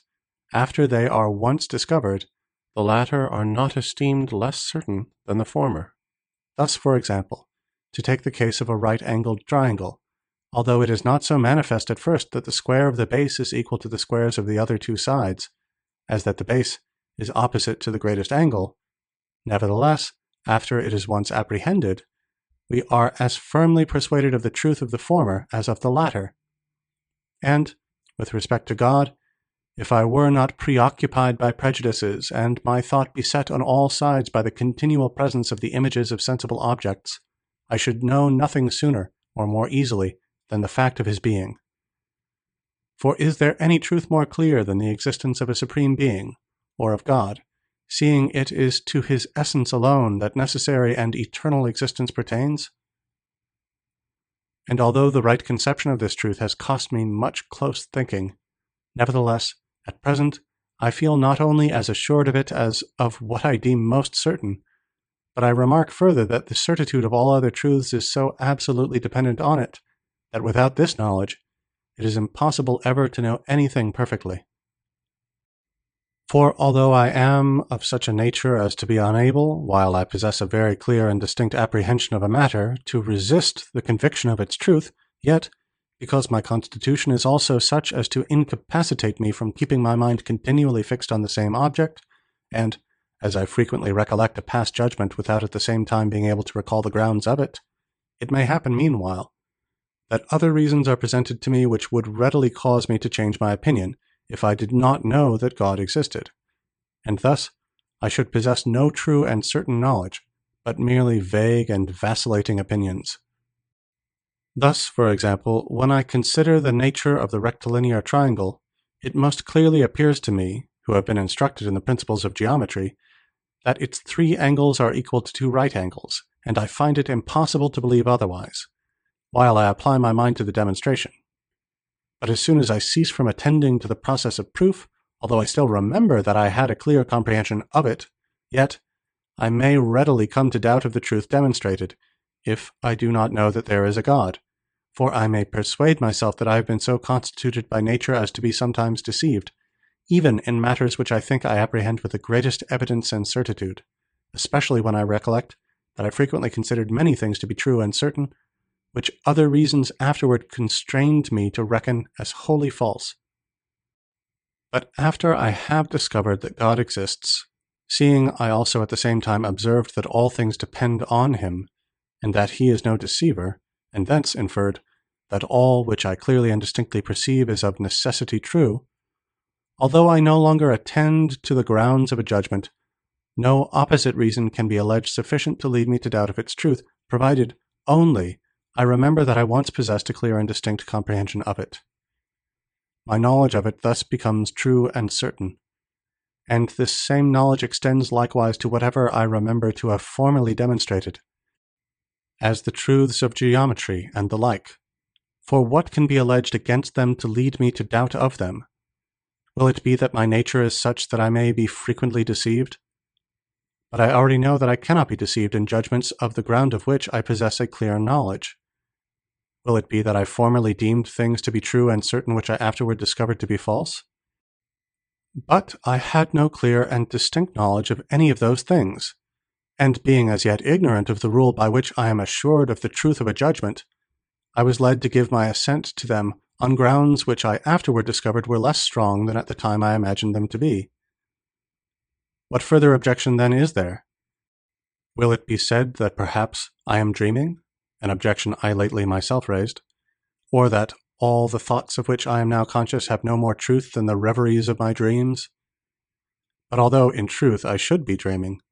the rule still holds that all which is clearly presented to my intellect is indisputably true. And thus, I very clearly see that the certitude and truth of all science depends on the knowledge alone of the true God, insomuch that, before I knew him, I could have no perfect knowledge of any other thing.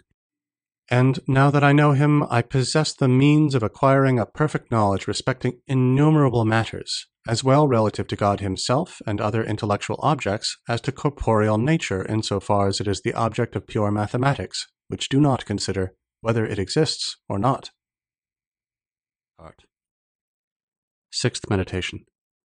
Of the existence of material things, and of the real distinction between the mind and body of man.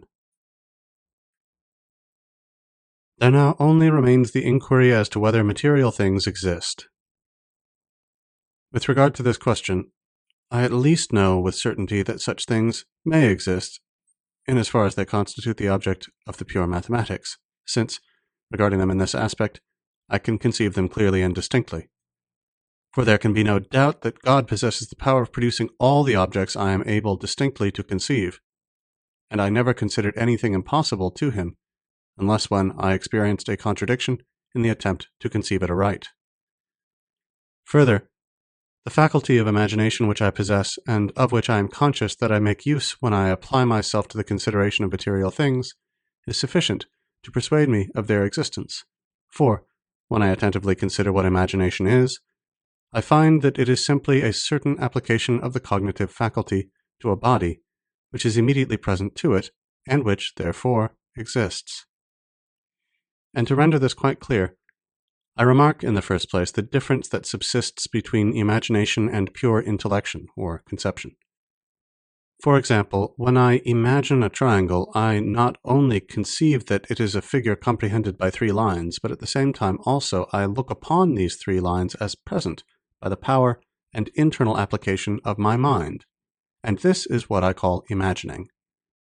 But if I desire to think of a chiliagon, I indeed rightly conceive that it is a figure composed of 1,000 sides, as easily as I conceive that a triangle is a figure composed of only 3 sides. But I cannot imagine the 1,000 sides of a chiliagon as I do the 3 sides of a triangle, nor, so to speak, view them as present with the eyes of my mind. And although, in accordance with the habit I have of always imagining something when I think of corporeal things, it may happen that in conceiving a chiliagon I confusedly represent some figure to myself, yet it is quite evident that this is not a chiliagon, since it in no wise differs from that which I would represent to myself if I were to think of a myriagon, or any other figure of many sides.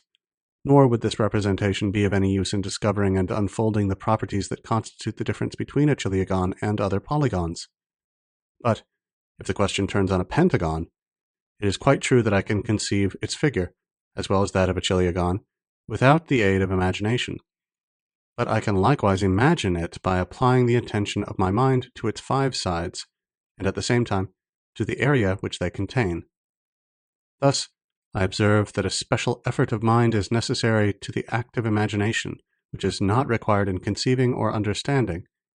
and this special exertion of mind clearly shows the difference between imagination and pure intellection. I remark besides that this power of imagination which I possess, in as far as it differs from the power of conceiving, is in no way necessary to my nature or essence, that is, to the essence of my mind. For although I did not possess it, I should still remain the same that I now am, from which it seems we may conclude that it depends on something different from the mind. And I easily understand that if some body exists, with which my mind is so conjoined and united as to be able, as it were, to consider it when it chooses, it may thus imagine corporeal objects. So that this mode of thinking differs from pure intellection only in this respect, that the mind in conceiving turns in some way upon itself, and considers some one of the ideas it possesses within itself. But in imagining, it turns toward the body, and contemplates in it some object conformed to the idea which it either of itself conceived, or apprehended by sense. I easily understand, I say, that imagination may be thus formed, if it is true that there are bodies, and because I find no other obvious mode of explaining it, I thence, with probability, conjecture that they exist. But only with probability, and although I carefully examine all things, nevertheless I do not find that, from the distinct idea of corporeal nature I have in my imagination, I can necessarily infer the existence of any body. But I am accustomed to imagine many other objects besides that corporeal nature which is the object of the pure mathematics, as, for example, colors, sounds, tastes, pain, and the like, although with less distinctness, and inasmuch as I perceive these objects much better by the senses, through the medium of which, and of memory, they seem to have reached the imagination, I believe that, in order the more advantageously to examine them, it is proper I should at the same time examine what sense perception is, and inquire whether from those ideas that are apprehended by this mode of thinking, I cannot obtain a certain proof of the existence of corporeal objects. And, in the first place, I will recall to my mind the things I have hitherto held as true because perceived by the senses, and the foundations upon which my belief in their truth rested. I will, in the second place, examine the reasons that afterward constrained me to doubt of them, and, finally, I will consider what of them I ought now to believe. Firstly, then, I perceived that I had a head, hands, feet, and other members composing that body which I considered as part, or perhaps even as the whole, of myself. I perceived further, that that body was placed among many others, by which it was capable of being affected in diverse ways, both beneficial and hurtful. And what was beneficial I remarked by a certain sensation of pleasure, and what was hurtful by a sensation of pain. And besides this pleasure and pain, I was likewise conscious of hunger, thirst, and other appetites, as well as certain corporeal inclinations towards joy, sadness, anger, and similar passions. And out of myself, besides the extension, figure, and motions of bodies, I likewise perceived in them hardness, heat, and the other tactile qualities, and, in addition, light, colors, odors, tastes, and sounds, the variety of which gave me the means of distinguishing the sky, the earth, the sea, and generally all the other bodies from one another. And certainly, considering the ideas of all these qualities which were presented to my mind, and which alone I properly and immediately perceived, it was not without reason that I thought I perceived certain objects wholly different from my thought, namely, bodies from which those ideas proceeded. For I was conscious that the ideas were presented to me without my consent being required, so that I could not perceive any object, however desirous I might be, unless it were presented to the organ of sense. And it was wholly out of my power not to perceive it when it was thus present. And because the ideas I perceived by the senses were much more lively and clear, and even, in their own way, more distinct than any of those I could of myself frame by meditation, or which I found impressed on my memory, it seemed that they could not have proceeded from myself, and must therefore have been caused in me by some other objects. And, as of those objects I had no knowledge beyond what the ideas themselves gave me, nothing was so likely to occur to my mind as the supposition that the objects were similar to the ideas which they caused. and because I recollected also that I had formerly trusted to the senses rather than to reason, and that the ideas which I myself formed were not so clear as those I perceived by sense, and that they were, even for the most part, composed of parts of the latter, I was readily persuaded that I had no idea in my intellect which had not formerly passed through the senses. Nor was I altogether wrong in likewise believing that that body which, by a special right, I called my own, pertained to me more properly and strictly than any of the others. For in truth, I could never be separated from it as from other bodies. I felt in it, and on account of it, all my appetites and affections, and in fine, I was affected in its parts by pain and the titillation of pleasure, and not in the parts of the other bodies that were separated from it. But when I inquired into the reason why, from this I know not what sensation of pain, sadness of mind should follow, and why, from the sensation of pleasure, joy should arise, or why this indescribable twitching of the stomach, which I call hunger, should put me in mind of taking food, and the parchedness of the throat of drink, and so in other cases, I was unable to give any explanation, unless that I was so taught by nature, for there is assuredly no affinity, at least none that I am able to comprehend, between this irritation of the stomach and the desire of food, any more than between the perception of an object that causes pain and the consciousness of sadness which springs from the perception. And in the same way, it seemed to me that all the other judgments I had formed regarding the objects of sense were dictates of nature, because I remarked that those judgments were formed in me before I had leisure to weigh and consider the reasons that might constrain me to form them. But afterward, a wide experience by degrees sapped the faith I had reposed in my senses, for I frequently observed that towers, which at a distance seemed round, appeared square when more closely viewed,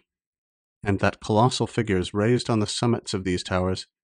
looked like small statues when viewed from the bottom of them. And, in other instances without number, I also discovered error in judgments founded on the external senses, and not only in those founded on the external, but even in those that rested on the internal senses. For is there aught more internal than pain?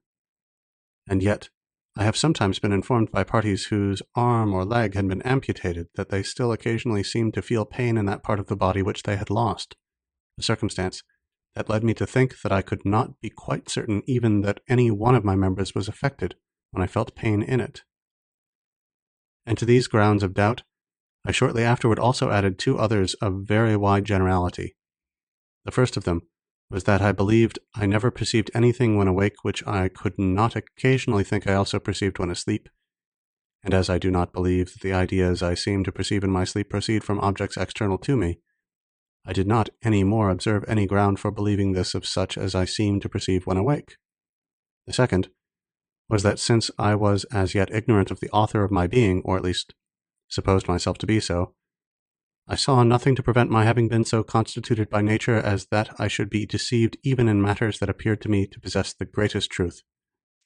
And with respect to the grounds on which I had before been persuaded of the existence of sensible objects, I had no great difficulty in finding suitable answers to them, for as nature seemed to incline me to many things from which reason made me averse, I thought that I ought not to confide much in its teachings. And although the perceptions of the senses were not dependent on my will, I did not think that I ought on that ground to conclude that they proceeded from things different from myself, since perhaps there might be found in me some faculty, though hitherto unknown to me, which produced them.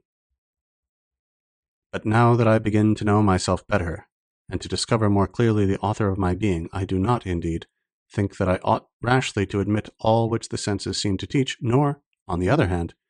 is it my conviction that I ought to doubt in general of their teachings. And, firstly, because I know that all which I clearly and distinctly conceive can be produced by God exactly as I conceive it, it is sufficient that I am able clearly and distinctly to conceive one thing apart from another in order to be certain that the one is different from the other, seeing they may at least be made to exist separately by the omnipotence of God. And it matters not by what power this separation is made in order to be compelled to judge them different, and therefore, merely because I know with certitude that I exist, and because, in the meantime, I do not observe that aught necessarily belongs to my nature or essence beyond my being a thinking thing, I rightly conclude that my essence consists only in my being a thinking thing, or a substance whose whole essence or nature is merely thinking. And although I may, or rather, as I will shortly say, although I certainly do possess a body with which I am very closely conjoined, nevertheless, because, on the one hand, I have a clear and distinct idea of myself in as far as I am only a thinking and unextended thing, and as, on the other hand, I possess a distinct idea of body in as far as it is only an extended and unthinking thing, it is certain that I, that is, my mind, by which I am what I am, is entirely and truly distinct from my body, and may exist without it. Moreover, I find in myself diverse faculties of thinking that have each their special mode. For example, I find I possess the faculties of imagining and perceiving, without which I can indeed clearly and distinctly conceive myself as entire, but I cannot reciprocally conceive them without conceiving myself. That is to say, without an intelligent substance in which they reside, for, in the notion we have of them, or to use the terms of their schools, in their formal concept, they comprise some sort of intellection, whence I perceive that they are distinct from myself as modes are from things. I remark likewise certain other faculties, as the power of changing place, of assuming diverse figures, and the like, that cannot be conceived and cannot therefore exist any more than the preceding, apart from a substance in which they inhere. It is very evident, however, that these faculties, if they really exist, must belong to some corporeal or extended substance, since in their clear and distinct concept there is contained some sort of extension, but no intellection at all. Further, I cannot doubt but that there is in me a certain passive faculty of perception, that is, of receiving and taking knowledge of the ideas of sensible things. But this would be useless to me if there did not also exist in me, or in some other thing, another active faculty, capable of forming and producing those ideas. But this active faculty cannot be in me in as far as I am but a thinking thing, seeing that it does not presuppose thought, and also that those ideas are frequently produced in my mind without my contributing to it in any way, and even frequently contrary to my will. This faculty must therefore exist in some substance different from me, in which all the objective reality of the ideas that are produced by this faculty is contained formally or eminently, as I before remarked, and this substance is either a body, that is to say, a corporeal nature in which is contained formally and in effect all that is objectively and by representation in those ideas, or it is God himself, or some other creature of a rank superior to body, in which the same is contained eminently. But as God is no deceiver, it is manifest that he does not of himself and immediately communicate those ideas to me, nor even by the intervention of any creature in which their objective reality is not formally, but only eminently contained. For as he has given me no faculty whereby I can discover this to be the case, but, on the contrary, a very strong inclination to believe that those ideas arise from corporeal objects, I do not see how he could be vindicated from the charge of deceit if, in truth, they proceeded from any other source or were produced by other causes than corporeal things, and accordingly it must be concluded that corporeal objects exist. Nevertheless, they are not perhaps exactly such as we perceive by the senses, for their comprehension by the senses is, in many instances, very obscure and confused, but it is at least necessary to admit that all which I clearly and distinctly conceive as in them, that is, generally speaking, all that is comprehended in the object of speculative geometry, really exists external to me. But with respect to other things which are either only particular, as for example that the sun is of such size and figure, etc., or are conceived with less clearness and distinctness, as light, sound, pain, and the like, although they are highly dubious and uncertain, nevertheless, on the ground alone that God is no deceiver, and that consequently he has permitted no falsity in my opinions, which he has not likewise given me a faculty of correcting, I think I may with safety conclude that I possess in myself the means of arriving at the truth. And in the first place, it cannot be doubted that in each of the dictates of nature there is some truth, for, by nature considered in general, I now understand nothing more than God himself, or the order and disposition established by God in created things. and by my nature in particular I understand the assemblage of all that God has given me. But there is nothing which that nature teaches me more expressly or more sensibly than that I have a body which is ill affected when I feel pain, and stands in need of food and drink when I experience the sensations of hunger and thirst, etc. And therefore I ought not to doubt but that there is some truth in these informations. Nature likewise teaches me by these sensations of pain, hunger, thirst, etc., that I am not only lodged in my body as a pilot in a vessel, but that I am besides so intimately conjoined and, as it were, intermixed with it, that my mind and body compose a certain unity. For if this were not the case, I should not feel pain when my body is hurt, seeing I am merely a thinking thing, but should perceive the wound by the understanding alone, just as a pilot perceives by sight when any part of his vessel is damaged. And when my body has need of food or drink, I should have a clear knowledge of this, and not be made aware of it by the confused sensations of hunger and thirst. For, in truth, all these sensations of hunger, thirst, pain, etc., are nothing more than certain confused modes of thinking, arising from the union and apparent fusion of mind and body. Besides this, nature teaches me that my own body is surrounded by many other bodies, some of which I have to seek after, and others to shun. And indeed, as I perceive different sorts of colors, sounds, odors, tastes, heat, hardness, etc., I safely conclude that there are in the bodies from which the diverse perceptions of the senses proceed certain varieties corresponding to them, although perhaps not in reality like them. And since, among these diverse perceptions of the senses, some are agreeable and others disagreeable, there can be no doubt that my body, or rather my entire self, in as far as I am composed of body and mind, may be variously affected, both beneficially and hurtfully, by surrounding bodies.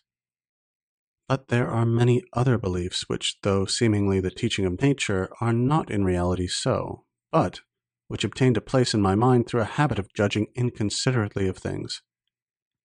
It may thus easily happen that such judgment shall contain error. Thus, for example, the opinion I have that all space in which there is nothing to affect or make an impression on my senses is void, that in a hot body there is something in every respect similar to the idea of heat in my mind, that in a white or green body there is the same whiteness or greenness which I perceive, that in a bitter or sweet body there is the same taste, and so in other instances, that the stars, towers, and all distant bodies are of the same size and figure as they appear to our eyes, etc. But that I may avoid everything like indistinctness of conception,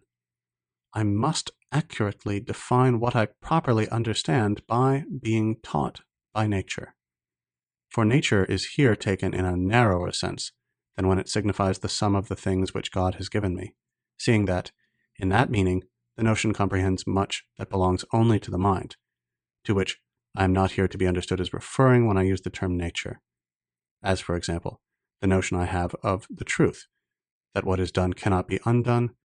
and all the other truths I discern by the natural light without the aid of the body,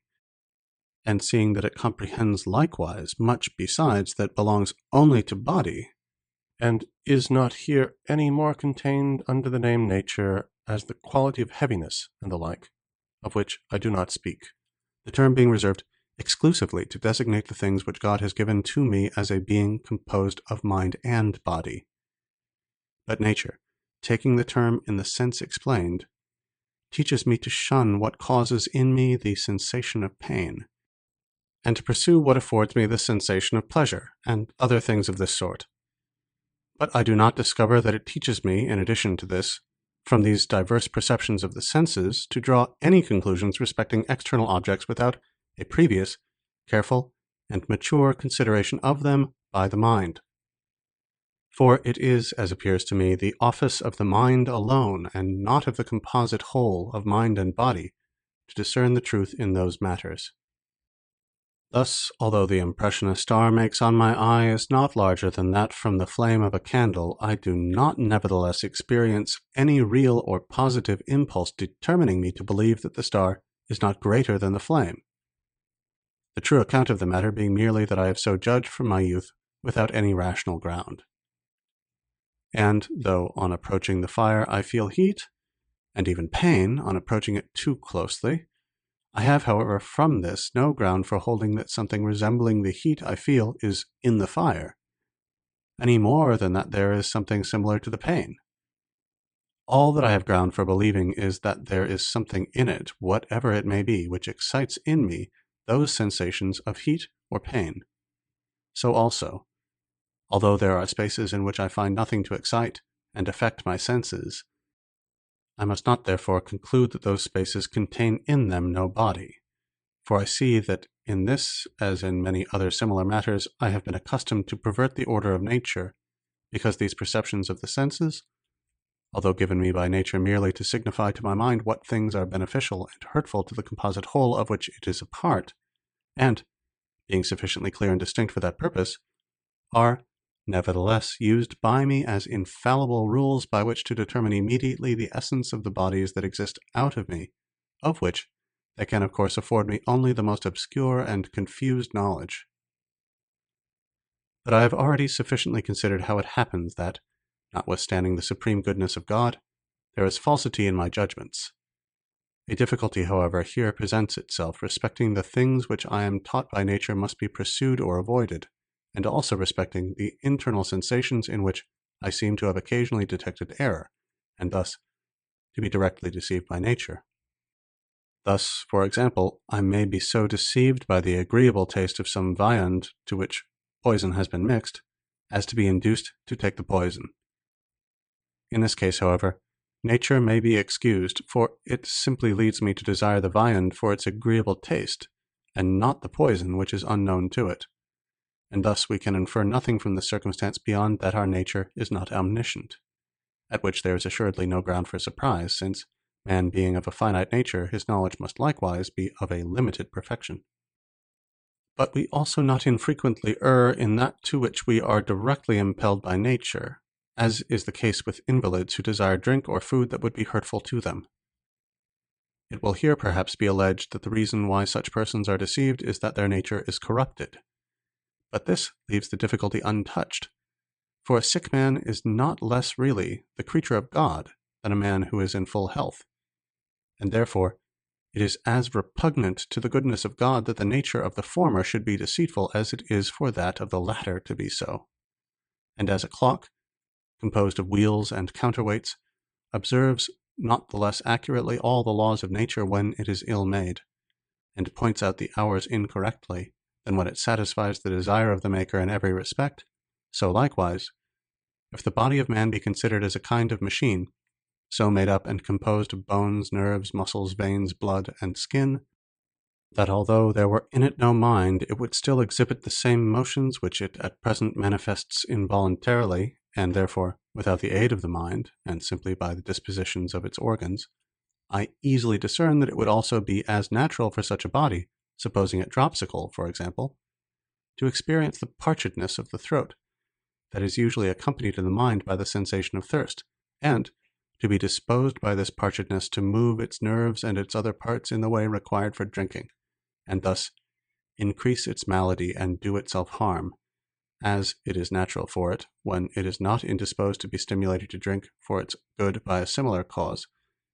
And although, looking to the use for which a clock was destined by its maker, I may say that it is deflected from its proper nature when it incorrectly indicates the hours, and on the same principle,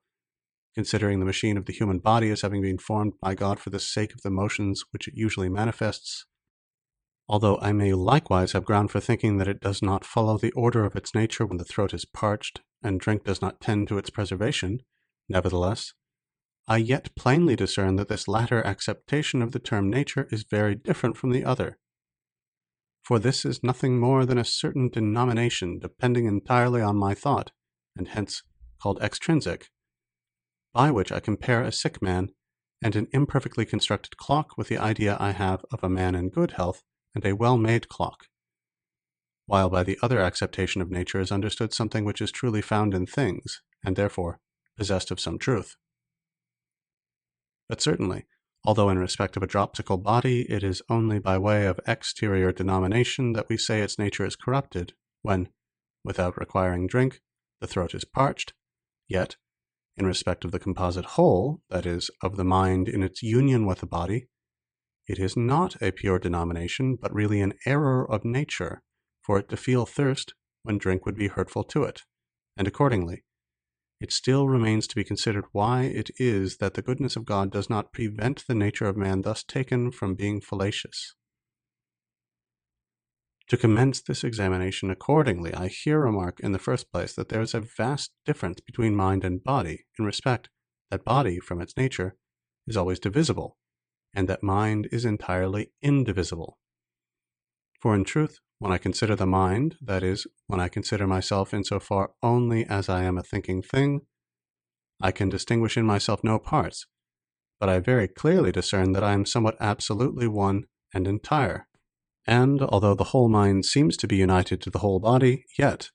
when a foot, an arm, or any other part is cut off, I am conscious that nothing has been taken from my mind. Nor can the faculties of willing, perceiving, conceiving, etc. properly be called its parts, for it is the same mind that is exercised all entire in willing, in perceiving, and in conceiving, etc. But quite the opposite holds in corporeal or extended things, for I cannot imagine any one of them, how small soever it may be, which I cannot easily sunder in thought, and which therefore I do not know to be divisible. This would be sufficient to teach me that the mind or soul of man is entirely different from the body, if I had not already been apprised of it on other grounds. I remark in the next place, that the mind does not immediately receive the impression from all the parts of the body, but only from the brain, or perhaps even from one small part of it, namely, that in which the common sense, sensus communis, is said to be, which, as often as it is affected in the same way, gives rise to the same perception in the mind, although, meanwhile, the other parts of the body may be diversely disposed, as is proved by innumerable experiments, which it is unnecessary here to enumerate. I remark besides that the nature of body is such that none of its parts can be moved by another part a little removed from the other, which cannot likewise be moved in the same way by any one of the parts that lie between those two, although the most remote part does not act at all. As for example, in the chord A, B, C, D, which is in tension, if its last part D be pulled, the first part A will not be moved in a different way than it would be were one of the intermediate parts B or C to be pulled, and the last part D, meanwhile, to remain fixed. And in the same way, when I feel pain in the foot, the science of physics teaches me that this sensation is experienced by means of the nerves dispersed over the foot, which, extending like cords from it to the brain, when they are contracted in the foot, contract at the same time the inmost parts of the brain in which they have their origin, and excite in these parts a certain motion appointed by nature to cause in the mind a sensation of pain, as if existing in the foot. But as these nerves must pass through the tibia, the leg, the loins, the back, and neck in order to reach the brain, it may happen that although their extremities in the foot are not affected, but only certain of their parts that pass through the loins or neck, the same movements, nevertheless, are excited in the brain by this motion as would have been caused there by a hurt received in the foot, and hence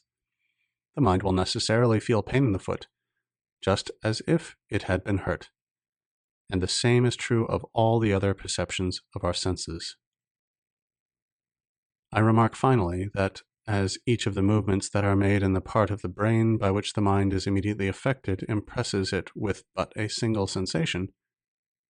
the most likely supposition in the circumstances is that this movement causes the mind to experience, among all the sensations which it is capable of impressing upon it, that one which is the best fitted, and generally the most useful for the preservation of the human body when it is in full health. But experience shows us that all the perceptions which nature has given us are of such a kind as I have mentioned, and accordingly, there is nothing found in them that does not manifest the power and goodness of God. Thus, for example, when the nerves of the foot are violently or more than usually shaken, the motion passing through the medulla of the spine to the innermost parts of the brain affords a sign to the mind on which it experiences a sensation, namely, of pain, as if it were in the foot. by which the mind is admonished and excited to do its utmost to remove the cause of it as dangerous and hurtful to the foot. It is true that God could have so constituted the nature of man as that the same motion in the brain would have informed the mind of something altogether different. The motion might, for example, have been the occasion on which the mind became conscious of itself, insofar as it is in the brain, or insofar as it is in some place intermediate between the foot and the brain, or finally, the occasion on which it perceived some other object quite different, whatever that might be. But nothing of all this would have so well contributed to the preservation of the body as that which the mind actually feels. In the same way, when we stand in need of drink, there arises from this want a certain parchedness in the throat that moves its nerves, and by means of them the internal parts of the brain, and this movement affects the mind with a sensation of thirst, because there is nothing on that occasion which is more useful for us than to be made aware that we have need of drink for the preservation of our health, and so in other circumstances. Whence it is quite manifest that, notwithstanding the sovereign goodness of God, the nature of man, in so far as it is composed of mind and body, cannot but be sometimes fallacious. For if there is any cause which excites, not in the foot, but in some one of the parts of the nerves that stretch from the foot to the brain, or even in the brain itself, the same movement that is ordinarily created when the foot is ill affected, pain, will be felt, as it were, in the foot, and the sense will thus be naturally deceived. For as the same movement in the brain can but impress the mind with the same sensation, and as this sensation is much more frequently excited by a cause which hurts the foot than by one acting in a different quarter, it is reasonable that it should lead the mind to feel pain in the foot rather than in any other part of the body. And if it sometimes happens that the parchedness of the throat does not arise, as is usual, from drink being necessary for the health of the body, but from quite the opposite cause, as is the case with the dropsical, yet it is much better that it should be deceitful in that instance than if, on the contrary, it were continually fallacious when the body is well disposed, and the same holds true in other cases. And certainly this consideration is of great service, not only in enabling me to recognize the errors to which my nature is liable, but likewise in rendering it more easy to avoid or correct them, for, knowing that all my senses more usually indicate to me what is true than what is false, in matters relating to the advantage of the body, and being able almost always to make use of more than a single sense in examining the same object, and, besides this, being able to use my memory in connecting present with past knowledge, and my understanding, which has already discovered all the causes of my errors, I ought no longer to fear that falsity may be met with in what is daily presented to me by the senses. And I ought to reject all the doubts of those bygone days, as hyperbolical and ridiculous, especially the general uncertainty respecting sleep, which I could not distinguish from the waking state. For I now find a very marked difference between the two states, in respect that our memory can never connect our dreams with each other and with the course of life, in the way it is in the habit of doing with events that occur when we are awake. And in truth, if someone, when I am awake, appeared to me all of a sudden, and as suddenly disappeared, as do the images I see in sleep, so that I could not observe either whence he came or whither he went, I should not without reason esteem it either a spectre or phantom formed in my brain rather than a real man. But when I perceive objects with regard to which I can distinctly determine both the place whence they come and that in which they are, and the time at which they appear to me, and when without interruption I can connect the perception I have of them with the whole of the other parts of my life, I am perfectly sure that what I thus perceive occurs while I am awake, and not during sleep. And I ought not in the least degree to doubt of the truth of these presentations, if, after having called together all my senses, my memory, and my understanding for the purpose of examining them, no deliverance is given by any one of these faculties which is repugnant to that of any other. For since God is no deceiver, it necessarily follows that I am not herein deceived. But because the necessities of action frequently oblige us to come to a determination before we have had leisure for so careful an examination, it must be confessed that the life of man is frequently obnoxious to error with respect to individual objects, and we must, in conclusion, acknowledge the weakness of our nature. End sixth meditation. End Meditations on First Philosophy by René Descartes.